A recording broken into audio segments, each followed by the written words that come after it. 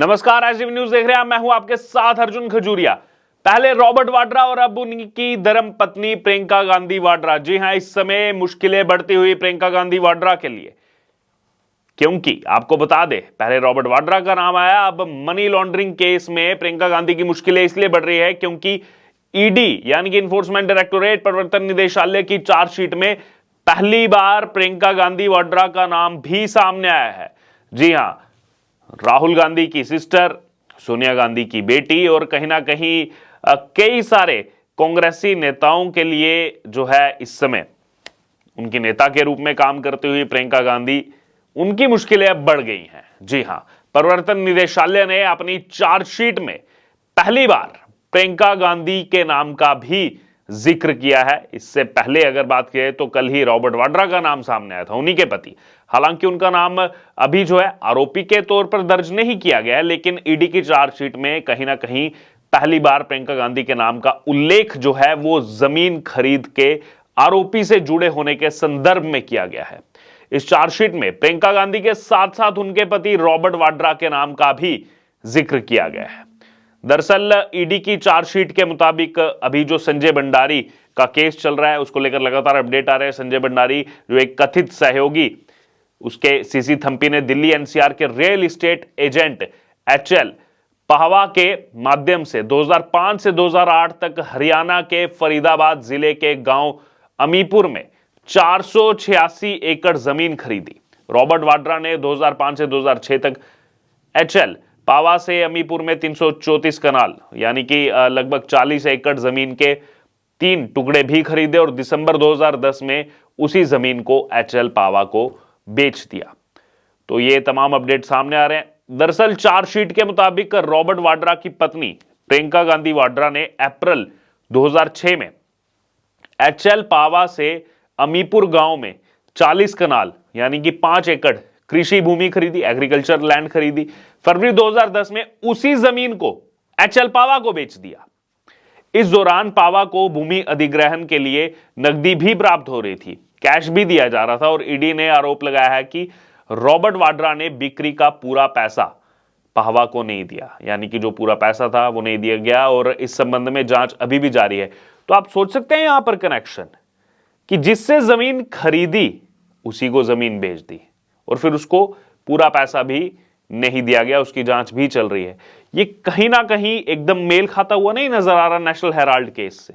National Herald case जिसमें राहुल गांधी, सोनिया गांधी आरोपी हैं और कहीं ना कहीं उसमें भी इसी तरीके की चीजें सामने आई थी कि अपनी एक और दूसरी कंपनी बना ली जाती है, उसी में मुख्य शेयर होल्डर बन जाते हैं 38% के, और दूसरी कंपनी जो पहले से चली आ रही है उसी को ले लिया जाता है। उसमें भी यही पूरा मनी लॉन्ड्रिंग का मामला निकल करके सामने आया। बहरहाल ईडी ने मंगलवार को आरोप पत्र दाखिल किया जिसमें भंडारी 2016 में जो ब्रिटेन भाग गया था, ब्रिटिश सरकार ने ईडी और केंद्रीय जांच ब्यूरो यानी कि सीबीआई के कानूनी अनुरोध पर कार्रवाई करते हुए इसी साल जनवरी में भारत में उसके प्रत्यर्पण को मंजूरी दे दी थी। और ईडी की बात की जाए या फिर सीबीआई की, विदेश में कथित अघोषित संपत्ति रखने के लिए संजय भंडारी के खिलाफ मनी लॉन्ड्रिंग और कर चोरी यानी कि टैक्स चोरी के आरोपों की जांच कर रही है और उन्हीं के साथ ये पूरा मामला जुड़ा हुआ है रॉबर्ट वाड्रा, प्रियंका गांधी वाड्रा का। बता दें कि इसी मामले में थम्पी को जनवरी 2020 में गिरफ्तार किया गया था और ईडी ने आरोप लगाया था कि वो वाड्रा का करीबी सहयोगी था। थम्पी फिलहाल जमानत पर बाहर है और संजय भंडारी के पास अलग अलग अघोषित विदेशी आय और संपत्तियां हैं, जिनमें चाहे बात हो नंबर 12 ब्रैंस्टन स्क्वायर लंदन और 6 ग्रोसवेनर हिल कोर्ट लंदन में निम्नलिखित संपत्तियां जो हैं वो शामिल हैं। अब ये संजय भंडारी कौन है? आप सोच रहे होंगे संजय भंडारी का नाम आ रहा है, हाईलाइटेड हो रहा है केस, कौन है ये? दरअसल संजय भंडारी को विदेशी गाड़ियों का सौदागर कहा जाता है।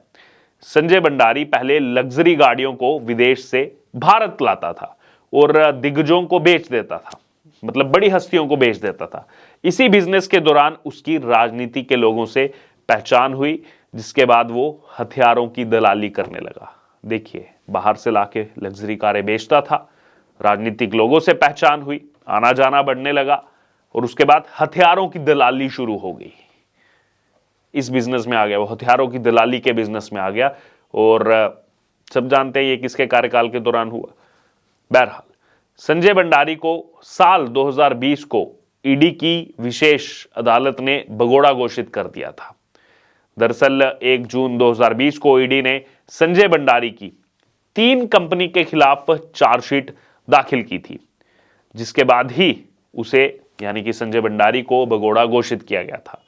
आपको बता दें कि अभी तक संजय भंडारी की 26 करोड़ 55 लाख की संपत्ति को भी एजेंसी की तरफ से जब्त कर लिया गया है।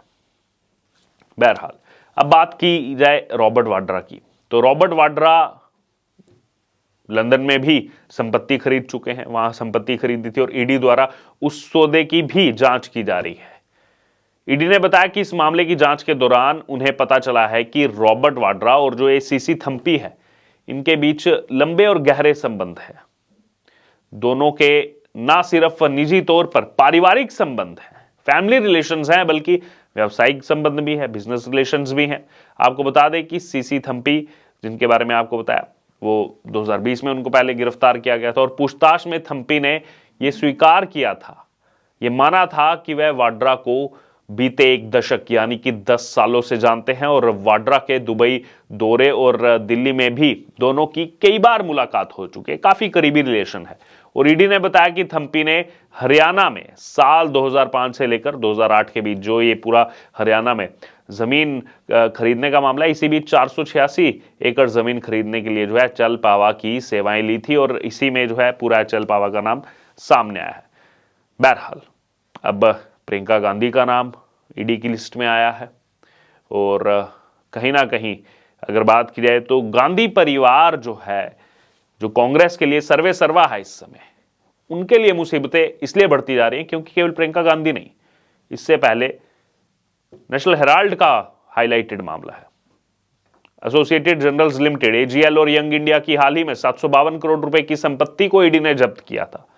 इनमें 662 करोड़ रुपए की संपत्ति एजीएल की और 90 करोड़ रुपए की संपत्ति यंग इंडिया की है। और ये पूरा मामला मेन इसमें मुख्य जो आरोपी हैं राहुल गांधी, सोनिया गांधी, और ईडी के अनुसार इन सारी संपत्तियों को गैर कानूनी तरीके से हासिल किया गया था और इन्हें मनी लॉन्ड्रिंग रोकथाम कानून यानी कि prevention of money laundering act के तहत फिलहाल अस्थायी रूप से जब्त किया गया था। और ये भी जो पूरा मामला है प्रियंका गांधी का जुड़ा हुआ, ये भी पीएमएलए से ही जुड़ा हुआ है, मनी लॉन्ड्रिंग से ही जुड़ा हुआ है। बहरहाल अब यहां पर बाकी जो दल हैं, चाहे बात हो आम आदमी पार्टी की, आम आदमी पार्टी तो ये कह रही है कि देखिए ईडी फिर पीछे लगी, हमें पता नहीं है केस के बारे में, ज्यादा जानकारी नहीं है, लेकिन ये गलत हो रहा है। जब आपको जानकारी नहीं है फिर आप कैसे कह सकते हैं गलत हो रहा है? खुद ही दूसरी लाइन में बोलते हैं हमें जानकारी नहीं है और पहली लाइन में बोलते हैं कि देखिए ईडी का दुरुपयोग किया जा रहा है। ये वही तो कांग्रेस थी जिसका भ्रष्टाचार का पर्चा ले करके यहां पर आम आदमी पार्टी बनी थी।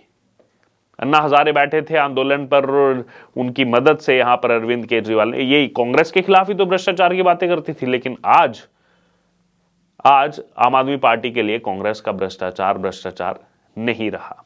बहरहाल अब आपकी इस पूरी खबर पर क्या राय है, क्या प्रतिक्रिया है? प्रियंका गांधी का नाम सामने ना, इससे पहले उनके पति का नाम सामने आया था, अब दोबारा से उनके पति का नाम सामने आया है।